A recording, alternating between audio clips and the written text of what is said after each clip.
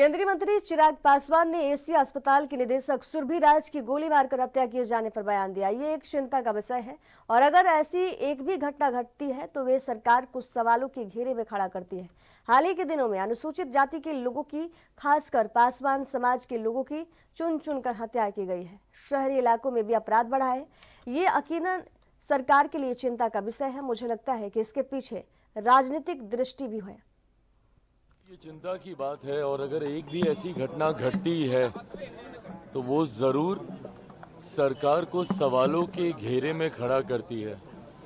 हम लोग खुद प्रदेश प्रशासन से मुख्यमंत्री जी, जो कि प्रदेश के हमारे गृह मंत्री भी हैं, उनसे भी हम लोगों ने पुनः ये आग्रह किया है लिखित तौर पर भी, क्योंकि हाल फिलहाल के दिनों में जिस तरीके से टारगेट किलिंग भी बढ़ी है, जिस तरीके से अनुसूचित जाति से आने वाले लोगों के लिए, खास तौर पर पासवान समाज के लोगों की भी इस दौरान चुन चुनकर हत्याएं की गई हैं।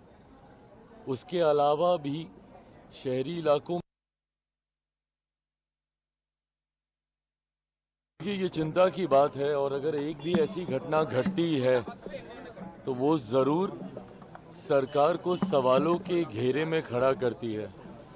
हम लोग खुद प्रदेश प्रशासन से मुख्यमंत्री जी, जो कि प्रदेश के हमारे गृह मंत्री भी हैं, उनसे भी हम लोगों ने पुनः ये आग्रह किया है लिखित तौर पर भी, क्योंकि हाल फिलहाल के दिनों में जिस तरीके से टारगेट किलिंग भी बढ़ी है, जिस तरीके से अनुसूचित जाति से आने वाले लोगों के लिए, खास तौर पर पासवान समाज के लोगों की भी इस दौरान चुन चुनकर हत्याएं की गई हैं। उसके अलावा भी शहरी इलाकों में भी जिस तरीके से घटनाएं यहाँ पर एकदम से बढ़ी हैं, ये यकीनन सरकार के लिए चिंता का विषय है। मुख्यमंत्री जी से भी ये आग्रह हम लोगों ने पुनः किया है कि इस बात को नियंत्रित करने की ज़रूरत है। कौन ऐसे असामाजिक तत्व हैं जो कि चुनावी वर्ष, और मैं मानता हूं कि कहीं ना कहीं इसके पीछे राजनीतिक दृष्टि भी है, ऐसे असामाजिक तत्व जो कि चुनावी वर्ष होने की वजह से सरकार और सरकार की छवि को खराब करने की सोच के साथ इस तरीके की घटनाओं को अंजाम दे रहे हैं, उन लोगों को चिन्हित कर कड़ी से कड़ी सजा दी जाए। हम लोगों ने भी स्थानीय प्रशासन, अलग अलग जिलों में जहां जहां पर भी इस तरीके की घटनाएं हो रही हैं, वहां पर एसपी हो, स्थानीय प्रशासन के लोग हो, उनसे बात कर तुरंत ऐसे लोगों को चिन्हित कर कड़ी कार्रवाई करने का हम लोगों ने भी बात किया है।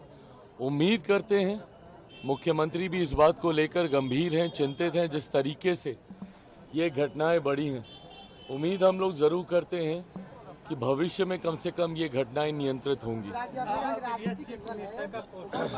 में तो आपकी पार्टी का नेता का नाम आरजेडी भी लगातार ले रही है, कार्रवाई नहीं हुई, तो राजनीतिक मतलब क्या है इसका? भाई, जिसका भी नाम सामने आ रहा है और किसी ने भी, भले वो हमारी पार्टी का कोई सदस्य हो, गठबंधन का कोई हो, या कोई भी व्यक्ति असामाजिक सोच रखने वाला जो ऐसी घटनाओं को अंजाम दे रहा है, उसको कड़ी से कड़ी सजा मिलनी चाहिए। किसी का भी संरक्षण किसी अपराधी के प्रति नहीं होगा। हम लोगों के पार्टी का प्रतिनिधि मंडल भी गया था, जिस घटना का आप जिक्र कर रहे हैं, कोमल पासवान का, वहाँ पर हमारी पार्टी के सांसद जमुई से अरुण भारती जी, जो कि प्रदेश के प्रभारी भी हैं, वो भी गए थे। मुख्यमंत्री जी के संज्ञान में इस पूरे विषय को भी दिया गया है। मेरी खुद मुख्यमंत्री जी से बात हुई है। ऐसी घटनाओं में और इस तरीके की जितनी घटना है, जो भी दोषी है बख्शा कतई किसी को नहीं जाएगा। कड़ी से कड़ी सजा सबको होगी। बट हाँ, भविष्य में ऐसी घटना ना हो, इसको लेकर भी हम सब लोग चिंतित हैं, उसको लेकर भी हम लोग प्रयास कर। बिहार के केंद्रीय गृह राज्य मंत्री नित्यानंद राय ने गोपालगंज में आगामी 30 मार्च को केंद्रीय गृह मंत्री अमित शाह के आगमन को लेकर बैठक की और तैयारियों का जायजा लिया। इस दौरान नित्यानंद राय ने पत्रकारों से बात करते हुए कहा कि अमित शाह गोपालगंज के न्यू पुलिस लाइन में सभा को संबोधित करेंगे। उन्होंने कहा कि गोपालगंज में शाह का ये पहला दौरा है और लोग काफी उत्साहित हैं। राय ने विपक्ष पर भी निशाना साधा, कहा कि कुछ लोग तुष्टीकरण की मानसिकता से काम कर रहे हैं जो देश के लिए हानिकारक है। साथ ही उन्होंने ये भी बताया कि पीएम और गृह मंत्री के मार्गदर्शन में देश में कई महत्वपूर्ण विकास हो रहे हैं।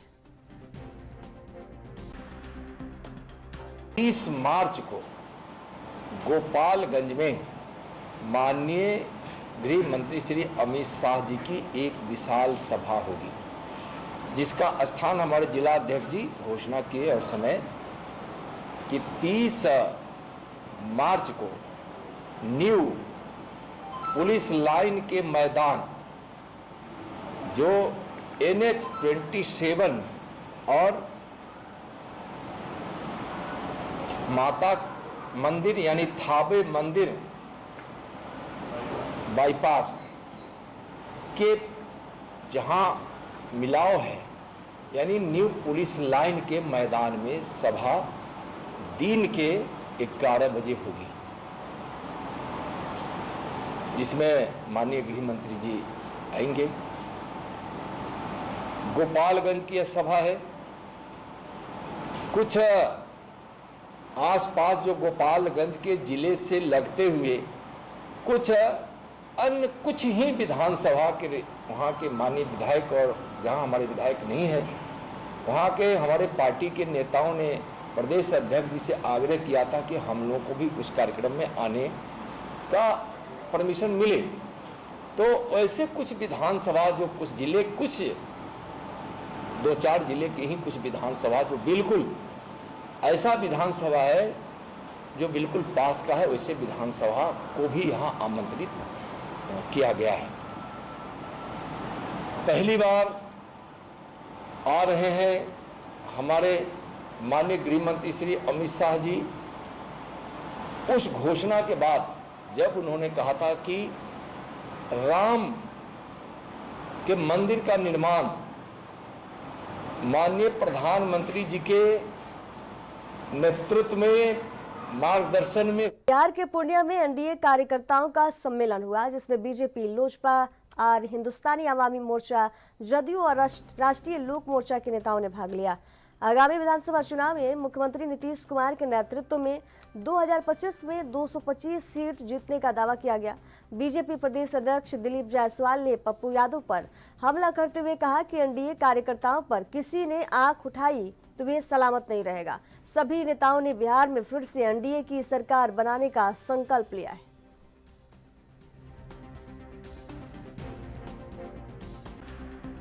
एनडीए कार्यकर्ता सम्मेलन का आयोजन किया गया। बहुत भारी भीड़, भारी संख्या में एनडीए के कार्यकर्ता आए और एनडीए के कार्यकर्ता के अंदर जोश है, चट्टानी एकता है और आने वाला 2025 के चुनाव का संकल्प कार्यकर्ताओं ने लिया कि आपसी समन्वय में आने वाला चुनाव में जो है फिर से हम एनडीए की सरकार बनाएंगे।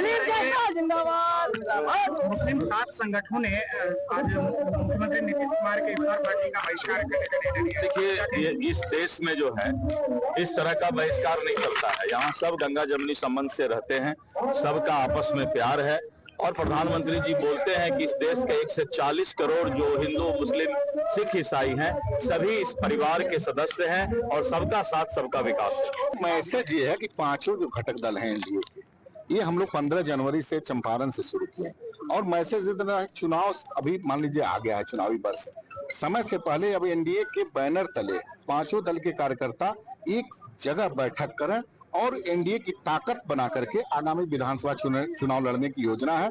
और निश्चित रूप से पांचों दल के अगर कार्यकर्ता एकजुट होकर के लड़ेंगे तो विपक्ष को मतलब समझिए कि एक सीट के लाले पड़ जाए। इफ्तार पार्टी को लेकर लगातार राजनीति हो रहा है।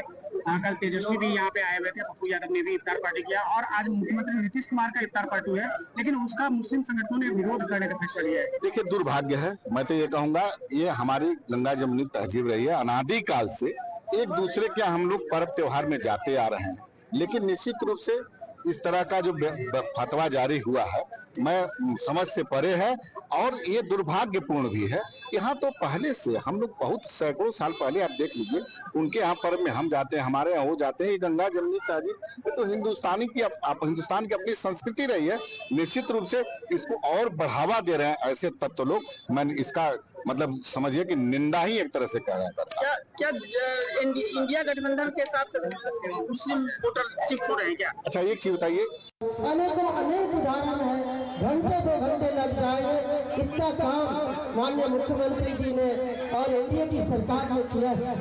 देश में भी जो हमारे यशस्वी प्रधानमंत्री जी हैं, एनडीए की सरकार है, पूरा बिहार का इतना ध्यान दे रहे हैं, बिहार में इतना काम हो रहा है, आप सभी लोग देख रहे हैं। एक तरफ केंद्र की सरकार प्रधानमंत्री जी काम कर रहे हैं, एक तरफ यशस्वी मुख्यमंत्री जी एनडीए की सरकार बिहार में काम कर रही है। तो दोनों ही सरकार लोगों के हित के लिए काम कर रही है। अब आने वाले समय में हम सभी एक कार्यकर्ता को घर घर जाके केंद्र सरकार की नीतियां और विकास कार्यों को और बिहार सरकार की नीतियां जो है, जो काम है, उसको जन जन तक पहुँचाने की जरूरत है। मैं एक बात कहना चाहूंगी, बिल्कुल ऐतिहासिक सम्मेलन हुआ। जिस तरह लोगों का उपस्थिति हुई, पूर्णिया के लोगों ने यहाँ पाट दिया चारों तरफ, जिस उपस्थिति हुई, जिस तरह उनके चेहरे पर चमक देखा गया, आत्मविश्वास देखा गया, ये 2025 के लिए शुभ संकेत है। आने वाला दिन जो है 2025 के विधानसभा चुनाव, उसमें यहाँ जो है इतिहास लिखेगा सातों के साथ। आज बिहार के पूर्वी चंपारण की धरती से राजद सुप्रीमो लालू प्रसाद यादव ने 2025 विधानसभा चुनाव को लेकर शंखनाद किया। मोतिहारी के कल्याणपुर विधानसभा स्थित मनोज यादव के गांव में आयोजित जनसभा में लालू ने तेजस्वी यादव के नेतृत्व में सरकार बनाने की अपील की और माई बहन योजना को पूरा करने का वादा किया। इसके अलावा उन्होंने स्वर्गीय यमुना यादव को श्रद्धांजलि अर्पित की और उनके बेटे मनोज यादव को फिर से जिताने की अपील की है। वहीं जनसभा में लालू के पहुंचते ही उनके स्वागत में जनसैलाब उमड़ पड़ा।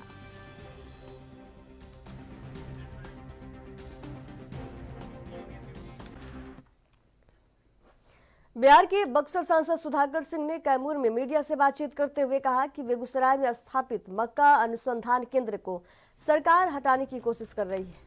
उन्होंने आरोप लगाया कि केंद्रीय कृषि मंत्री शिवराज सिंह चौहान ने बिहार के किसानों के साथ धोखा किया है और मक्का अनुसंधान केंद्र को कर्नाटक शिफ्ट करने का प्रस्ताव दिया है। सुधाकर सिंह ने यह भी कहा कि पूर्व कृषि मंत्री राधा मोहन सिंह द्वारा बिहार में स्थापित जैविक खेती केंद्र भी अब हटा दिया गया है। उन्होंने बिहार के सांसदों पर भी चुप रहने का आरोप लगाया और कहा कि डबल इंजन सरकार बिहार के किसानों के साथ छलावा कर रही है।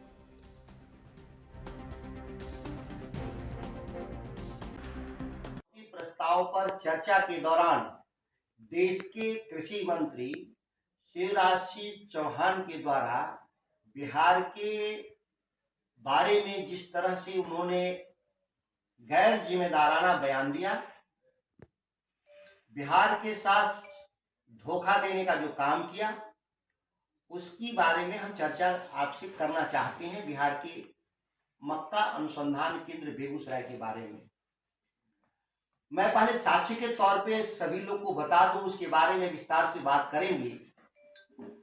साक्ष्य यह है, यूनाइटेड फ्रंट की सरकार के मंत्री चतुरानंद मिश्र, देश के कृषि मंत्री, ने बिहार के किसानों के आमदनी दुगुना हो, किसानों की गरीबी दूर हो, किसानों का पलायन खत्म हो, इसके लिए उन्होंने मक्का अनुसंधान केंद्र की स्थापना बेगूसराय में करने का काम किया था। मक्का अनुसंधान केंद्र आने के बाद बिहार के 15 जिला, खासतौर से कोसी और सीमांचल के इलाके में किसानों के आमदनी में अभूतपूर्व वृद्धि हुई और मक्का उत्पादन और उत्पादकता दोनों में ही बिहार आज शीर्ष पर है। और उसके पीछे कहीं न कहीं वह मक्का अनुसंधान केंद्र, जो भारत सरकार के कृषि विभाग के द्वारा स्थापित संस्था का महत्वपूर्ण योगदान माना जाता है। इस संस्थान को 10 दिसंबर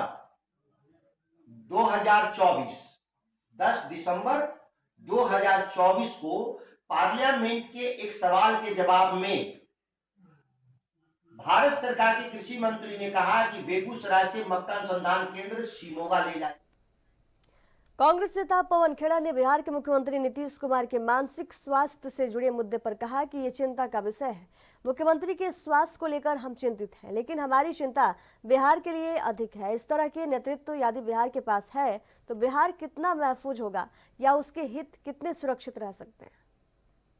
जी की मेंटल एक्टिविटी सामने आ रही है, वायरल क्लिप सामने आ रहे, क्या कहेंगे? देखिए, चिंता का विषय है। मुख्यमंत्री जी के स्वास्थ्य के लिए तो हम चिंतित हैं ही, लेकिन बिहार के लिए भी और ज़्यादा चिंता है कि इस तरह का नेतृत्व अगर बिहार के पास है तो बिहार कितना महफूज है, बिहार के हित कितने सुरक्षित रह सकते। पटना में कांग्रेस के बिहार प्रभारी पवन खेड़ा ने प्रेस वार्ता कर बिहार में बदलाव की आवश्यकता का ऐलान किया। उन्होंने कहा कि कांग्रेस बिहार में पूरी उम्मीदों के साथ चुनाव में उतरेगी और बिहार की जनता को सरकार को बदलने का आह्वान किया। पवन खेड़ा ने नीतीश कुमार की सरकार पर निशाना साधते हुए कहा कि बिहार में स्वास्थ्य सेवाएं खराब हैं और पलायन बढ़ रहा है। उन्होंने बीजेपी सरकार पर भी आरोप लगाते हुए कहा कि गब्बर सिंह एक्ट ला रही है। हम पूरी उम्मीद के साथ, पूरे जोश के साथ, पूरे उत्साह के साथ चुनाव मैदान में उतर रहे हैं। क्या लेकिन आपको लगता है कि ये जो बिहार बदलाव चाहता है, बिहार